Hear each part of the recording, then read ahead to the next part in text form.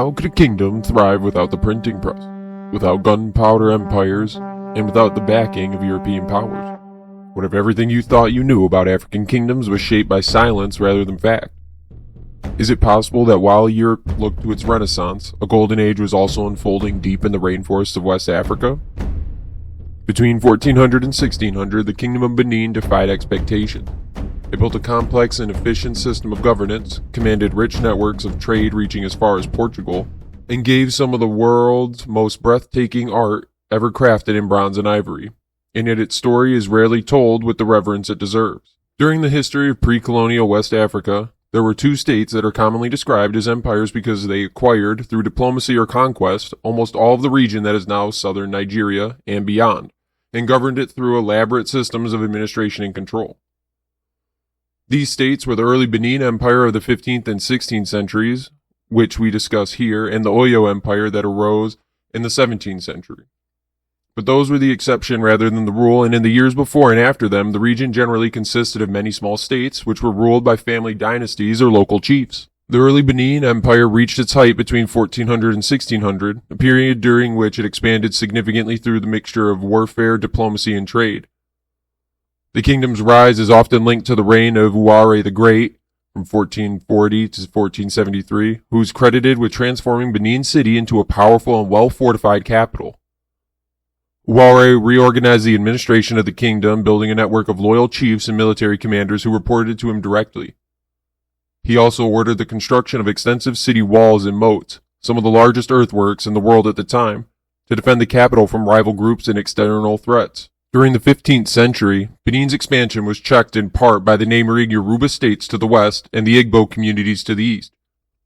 But Benin's armies, particularly under Ewuare and his immediate successors, were able to push the kingdom's borders outward, integrating many neighboring communities as tributaries or vassal states.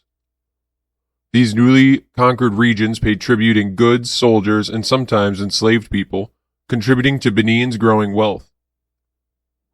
In the late 15th century, Benin came into contact with Portuguese traders who reached the coast of West Africa in search of spices, gold, and slaves.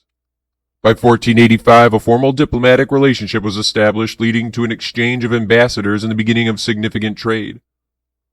The Portuguese brought firearms, cloth, and luxury goods in exchange for pepper, ivory, and enslaved people. The Obas of Benin, Benin's kings, controlled this trade carefully, ensuring that their wealth and political authority grew. Some of the earliest written depictions of Benin from European sources come from these Portuguese traders and missionaries who marveled at the size and organization of the city, its straight roads, and its monumental gates. Now, according to Benin's oral traditions, the kingdom's social order was highly stratified, with the Oba at the top, ruling as a semi-divine figure.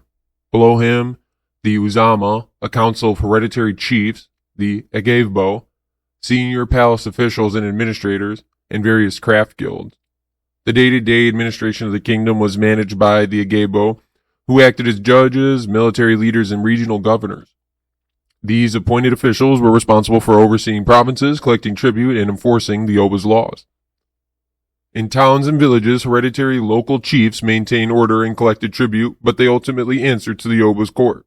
Benin itself was the administrative and cultural heart of the empire, with palace officials supervising the royal guilds of bronze casters and ivory carvers. The Oba's palace was not only a royal residence but also a governing hub, symbolizing the tightly integrated structure of power and artistic life in Benin. With a strong centralized government and an efficient administrative network in place, the Kingdom of Benin was well positioned to engage in expansive trade. This system of control not only ensured political stability, but it also allowed the Oba to regulate commerce with remarkable precision, enabling Benin to thrive economically both within the region and in dealings with distant foreign powers.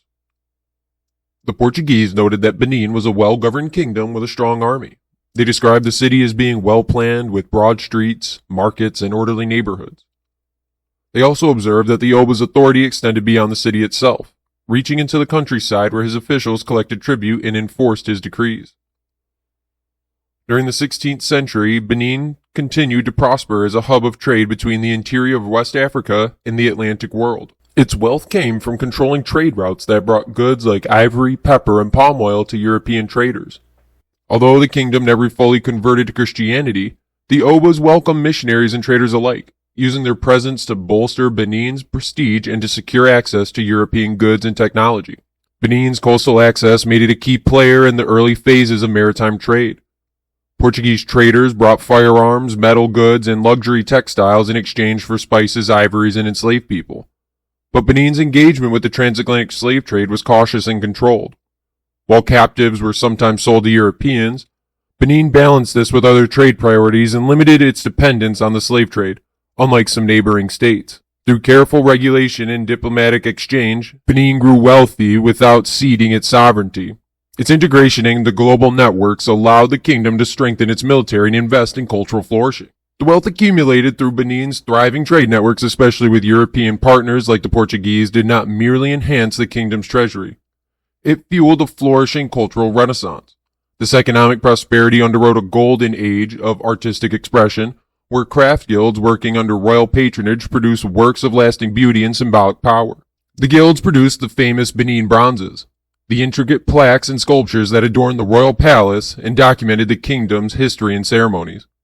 These bronzes, created using the lost wax casting technique, were significant both as art and as political propaganda, showing the Oba's power and the might of Benin's armies. Ivory casting also reached remarkable heights, with artisans creating ceremonial masks, carved tusks, and religious objects that reflected both traditional cosmology and court life.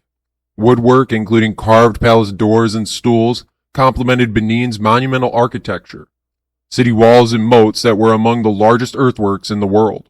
The artistic output of this era was not just decorative, it was instrumental in reinforcing the divine authority of the Oba, commemorating battles, rituals, and diplomatic events.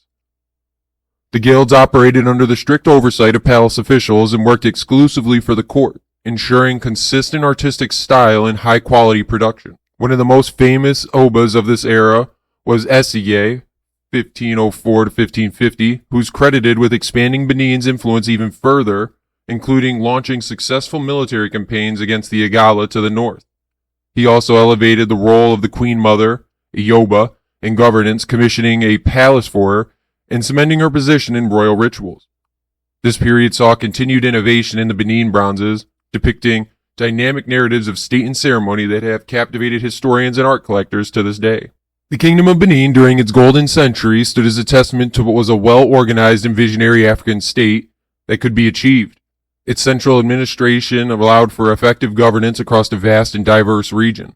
Its carefully managed trade relations, both overland and across the seas, brought prosperity and diplomatic recognition from powerful foreign nations.